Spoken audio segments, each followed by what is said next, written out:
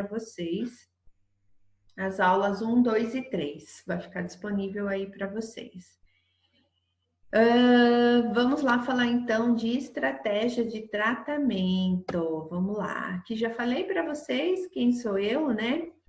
Quando a gente fala dos transtornos alimentares, especificamente da compulsão alimentar, a gente sempre tem que ter em mente, né? Tratamento sempre tem que ser multidisciplinar, né? E eu ainda reforço com as minhas alunas.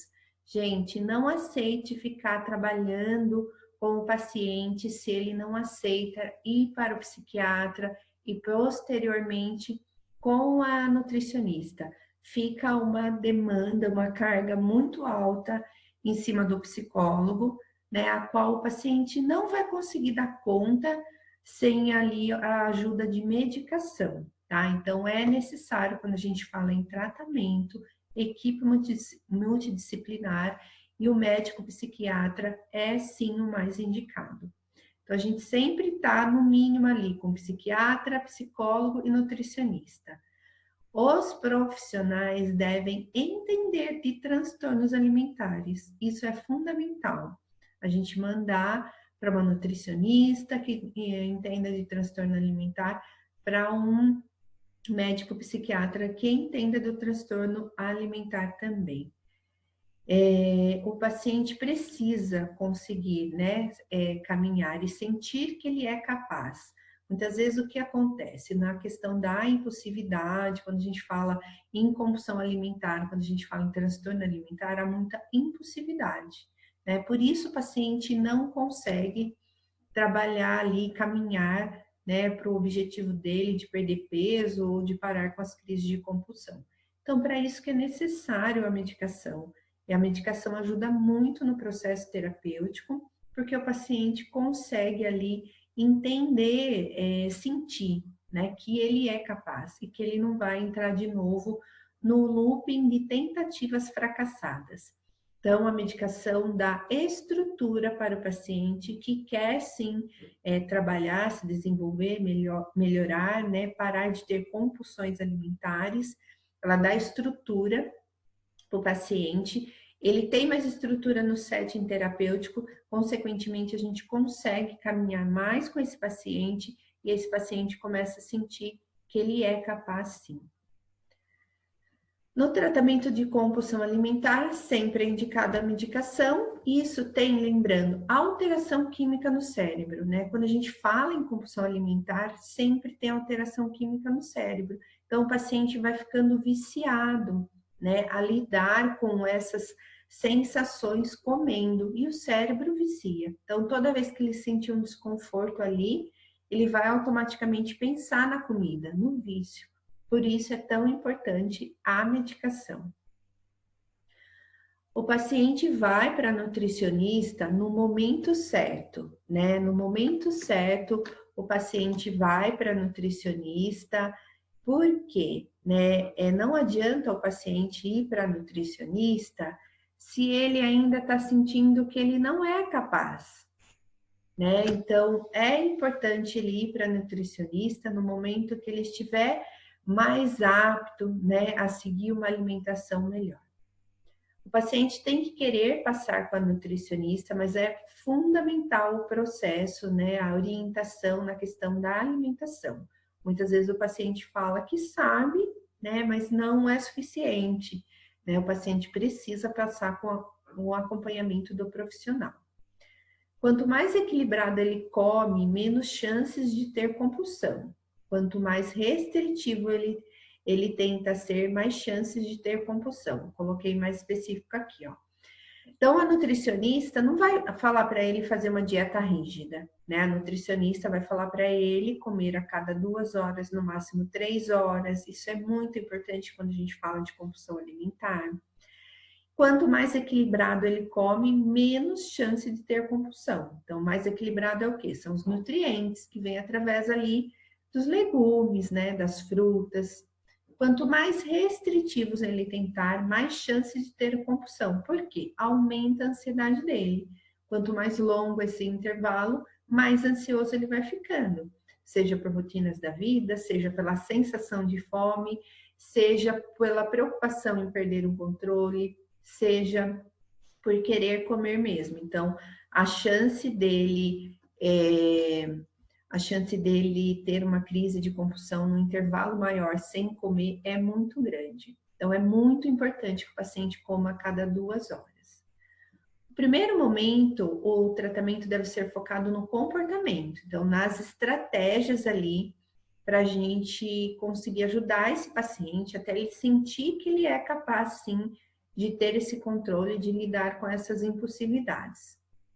Nas estratégias de respiração, conscientização da sua ansiedade e como lidar com ela, né? Então, nosso foco tem que ser na respiração, conscientização da sua ansiedade, como lidar com essa ansiedade, né? É o foco do trabalho, é entender essa ansiedade aí, a primeiro momento.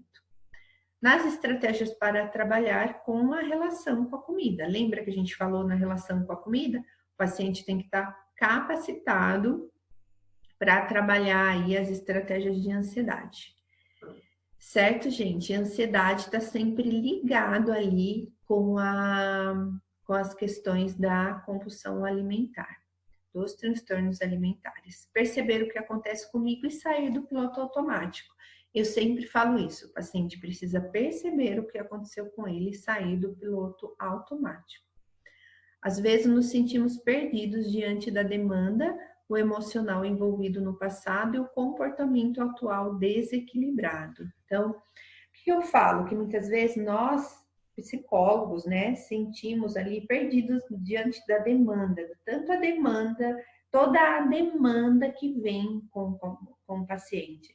Seja porque, estou muito acima do peso, eu nunca consegui perder peso, preciso emagrecer, você é minha última opção, né? Não consigo ter controle com a comida, como demais, a minha família fala do meu corpo, eu já não saio mais de casa, as minhas relações sociais são ruins, né? Tenho os meus traumas da infância, sou muito ansiosa, não posso nem lembrar o que aconteceu comigo no passado. Tudo isso vem de demanda, né? Vou fazer atividade física, mas eu não gosto, eu não consigo.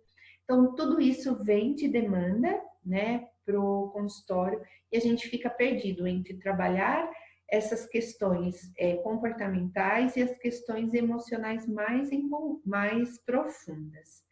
E aí, eu vou mostrar aqui para vocês um gráficozinho, desenho que eu fiz, que é importante? A gente sempre pensar, né? Estratégias comportamentais é a ponta do iceberg, né? Então, lá a gente trabalha relação com a comida, ansiedade, pensamentos distorcidos, alimentação saudável, motivação para fazer atividade física, né? E ao caminhar da terapia, né, onde o paciente vai se sentindo mais seguro, mais confortável com as emoções dele, autoestima, né? Vamos trabalhando a autoestima, a gente vai ali entrando nesses traumas, nas dores, né? Na criança abandonada, na criança ferida, na criança deixada de lado. A gente vai entrando nessas dores emocionais mais profundas. Vamos lá, que tem muito conteúdo aqui hoje para vocês. Então, aí começamos aqui a trabalhar a questão da ansiedade, né? Então, quando você está nervoso, preocupado, aqui é um exemplo de uma sessão, né? Como que eu vou começar ali a trabalhar com o paciente ansioso? Porque se você vai direto para os pensamentos, muitas vezes ele vai responder para você que ele nem consegue perceber que tipo de pensamento que ele tem. Então, eu começo a trabalhar com o paciente pelas sensações fisiológicas causadas ali pela ansiedade. Então, quando você está nervoso, preocupado ou com medo, você sente no seu corpo sensações físicas muito ruins, né? Sensações físicas da ansiedade são a primeira pista para identificar a ansiedade. Então, o que é que eu estou sentindo? Dor de cabeça, né? Meu coração acelerado. Então, quando eu sento diante da comida, o que é que eu sinto?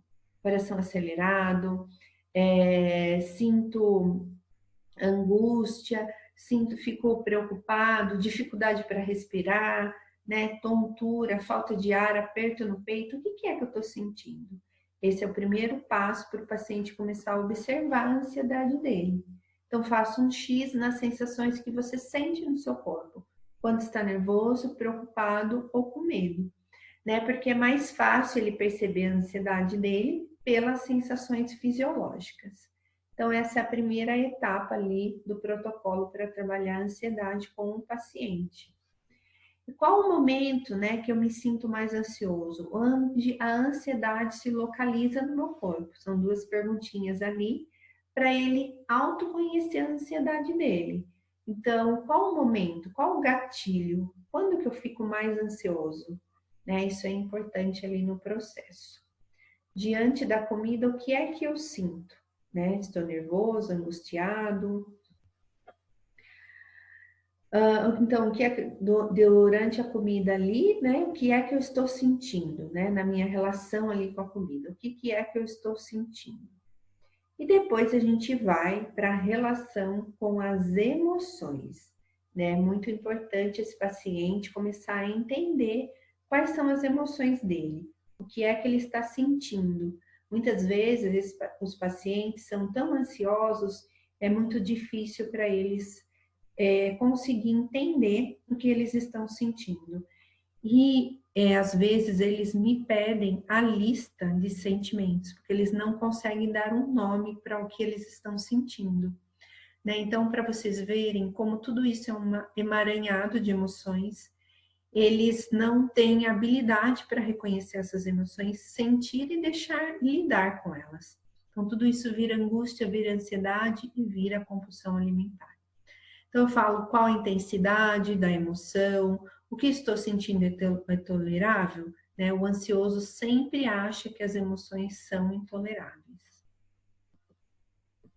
E aí, quando a gente fala de emoções, a gente fala de emoções negativas, né? Também muito, né, rejeitada pelos ansiosos, com muita dificuldade de enfrentar essas emoções. Frustração, raiva, sentimento de impotência, né? Então eu sempre falo, como isso se expressa no meu corpo? Faz parte do dia a dia da nossa vida? Eu sempre falo que as emoções fazem parte do nosso dia a dia da nossa vida. As frustrações, a raiva, a impotência, né? E como que a gente vai lidar com isso dentro do nosso corpo? Às vezes é difícil, mas o que é ruim? Viver uma vida tentando fugir das emoções, né? Então eu sempre falo que as emoções não são intoleráveis, as emoções são desconfortáveis. E aí que eu pergunto, dá para sobreviver, dá para lidar com as emoções, né? Não dá para passar uma vida fugindo das emoções. Certo, gente? Tá fazendo sentido aí para vocês? Quero que vocês coloquem aí para mim se tá fazendo sentido para vocês o que a gente conversou até agora.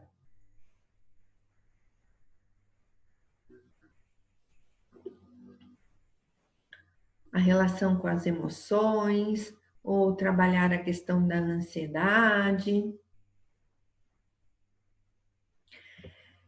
E aqui nós vamos falar então da TCC com foco, né, no sistema disfuncional de autoavaliação pessoal.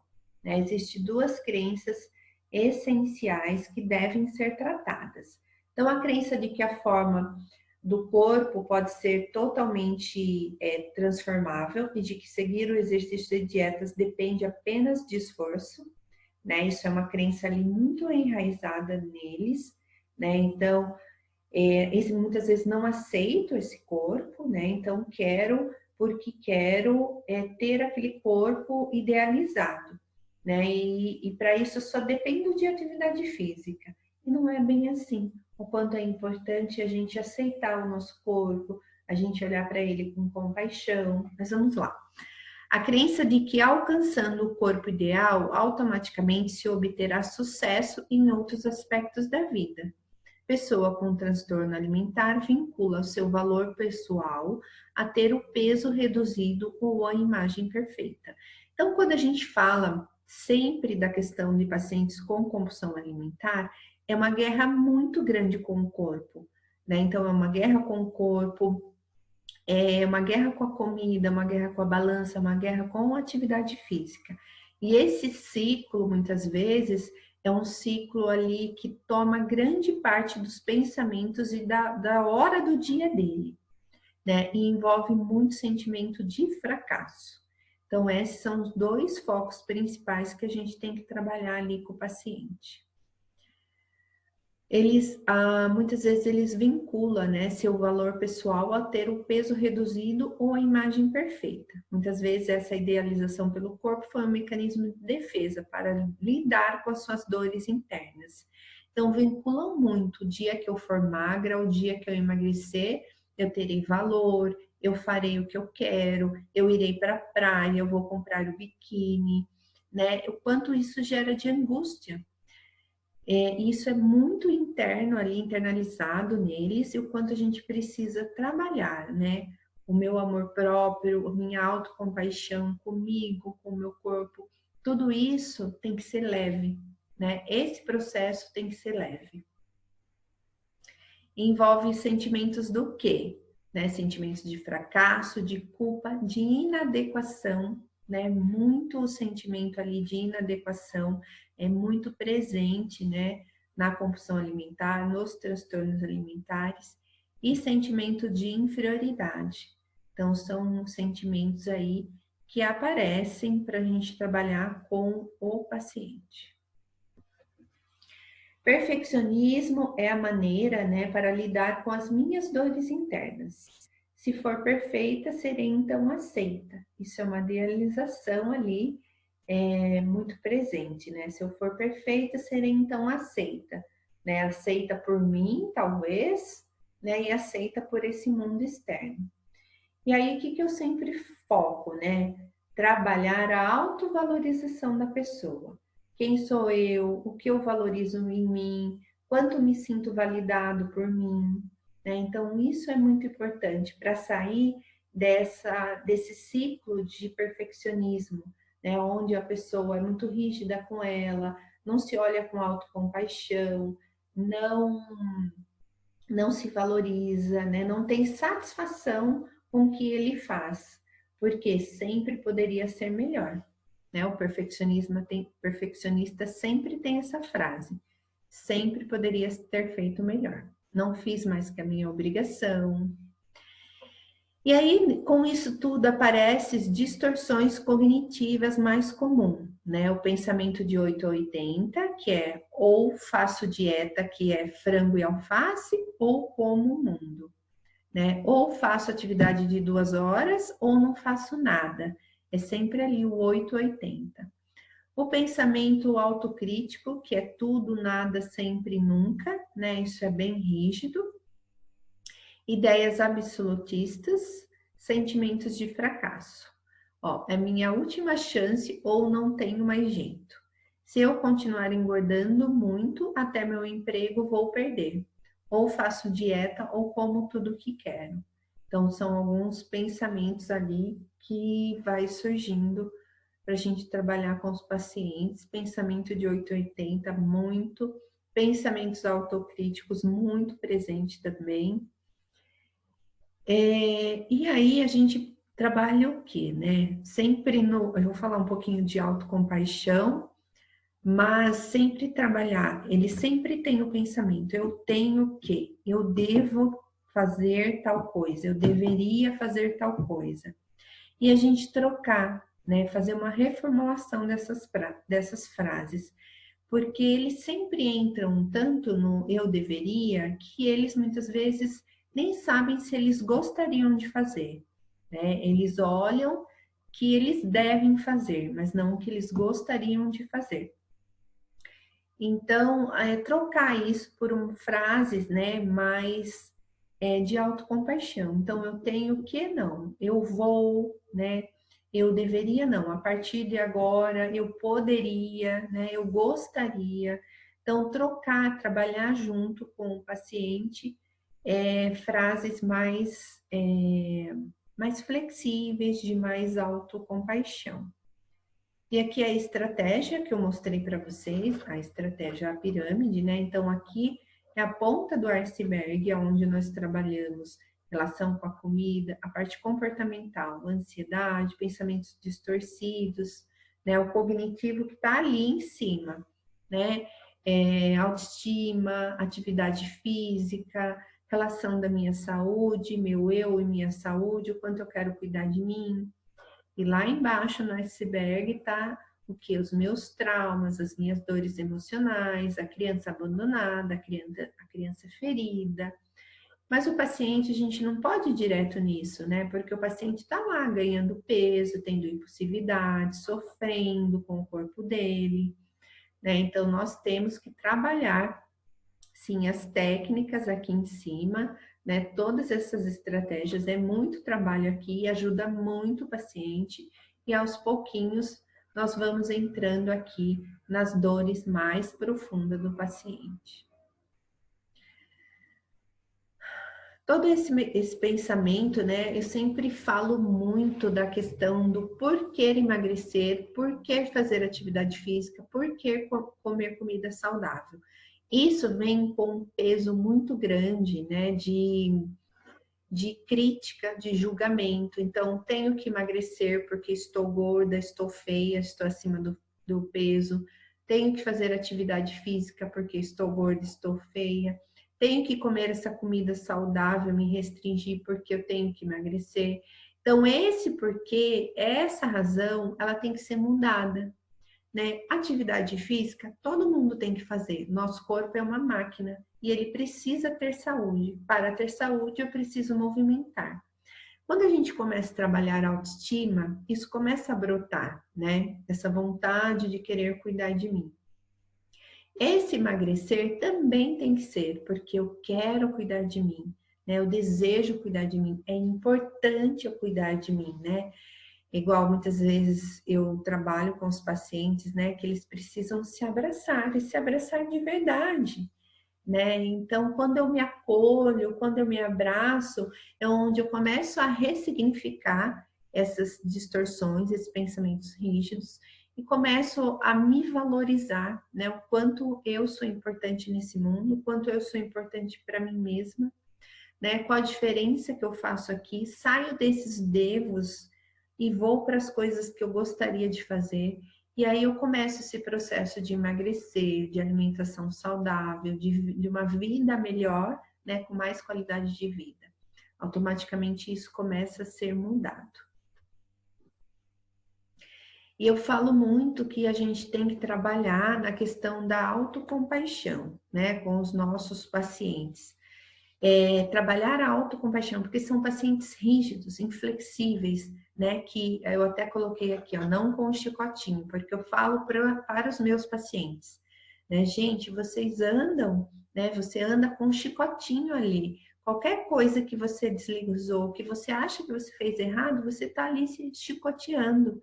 E a gente tem que olhar para a gente com um olhar de autocompaixão, de acolhimento, de amor próprio, né? Então é muito importante a gente trabalhar isso para a gente flexibilizar essas regras rígidas, né? Para esse paciente começar a olhar para ele com mais carinho, começar a ter mais satisfação nas coisas que ele faz, se reconhecer, sentir orgulho, admirar ele mesmo, né? Tudo isso a gente tem que desenvolver ali e a autocompaixão é muito importante nesse processo. Gente, diz aí para mim se vocês estão gostando, o que, que é que vocês estão achando? Vocês trabalham autocompaixão com o paciente de vocês também?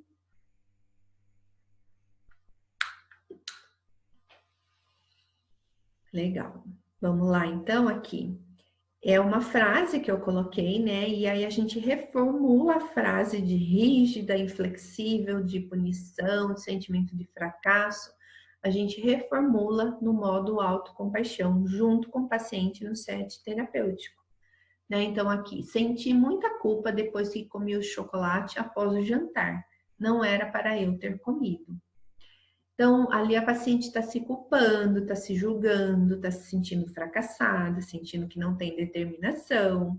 E aí eu sempre falo, né? Tá, então vamos ali reescrever essa frase no modo autocompaixão. Sim, eu gostaria de ter evitado o chocolate ontem, mas eu ainda não consigo resistir às minhas vontades. Está tudo bem ter comido um chocolate. Já estou fazendo o meu melhor e estou aprendendo muito. Volto a dar o meu melhor na próxima refeição, né? Não traz muito mais leveza no processo, acolhimento, né? Quando a gente fala em autocompaixão, a gente fala muito em acolher os nossos erros, as nossas falhas.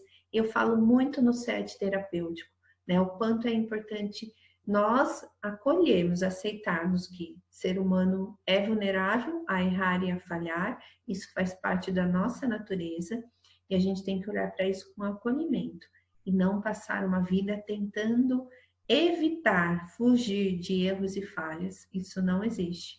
Então, o meu olhar tem que ser de autocompaixão comigo mesmo.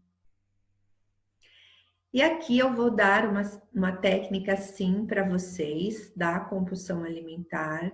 Vou dar, todo mundo pede, né? Técnica da compulsão alimentar.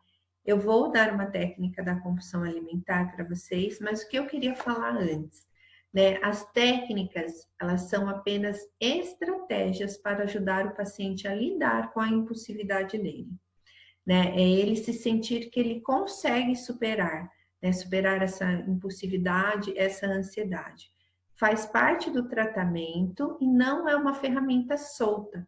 Eu falo que as técnicas, ela faz parte do tratamento, né? Do setting terapêutico ali, que a gente ajuda o paciente a desenvolver algumas estratégias para ele levar para o dia a dia dele, né? Mas não é a solução do problema, né? As crises de compulsão irão diminuir quando ele se relacionar melhor com as emoções dele, quando ele se acolher mais, quando ele se valorizar mais, né? Quando ele olhar para ele com mais, quando ele saber entender a ansiedade dele, quando ele olhar para ele com mais acolhimento, quando a gente conseguir entrar mais fundo lá nas emoções dele, tudo isso vai ali fazendo diminuir a ansiedade, a compulsão, as crises de compulsão alimentar, tá? Mas existe técnicas para nos ajudar e ajudar o paciente a lidar com essa impulsividade.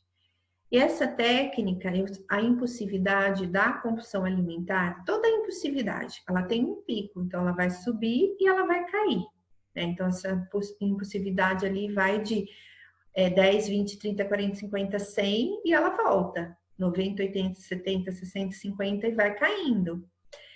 É nesse pico, é nesse momento desse pico que tem que ser treinado e desenvolver algumas técnicas com o paciente. Então, é importante você explicar isso para ele. E aqui ele pode, nesse pico onde vai subindo, né? Antes que ele chegue lá em cima, ele pode o quê? Sair do ambiente, ligar para um amigo e conversar de outro assunto, né? Isso é uma técnica que ajuda muito. O objetivo dessa técnica é desfocar a mente. Então, sair da mente daquela obsessão, porque começa a vir o pensamento obsessivo pela comida e a vontade, né? Então, a comida começa a se repetir aqui, né? Teve uma alteração química, o cérebro está pedindo a comida, né? Teve uma alteração química no seu cérebro, ele está pedindo a comida. Então, gerou essa impulsividade e vai cair. Antes que chegue lá em cima, você pode desfocar a sua mente, né? Sair do ambiente, sair do lugar. Isso vai ajudar muito o paciente nesse pico, tá bom? Essa é uma das técnicas mais poderosas que a gente tem para trabalhar a estratégia ali com a compulsão alimentar. É importante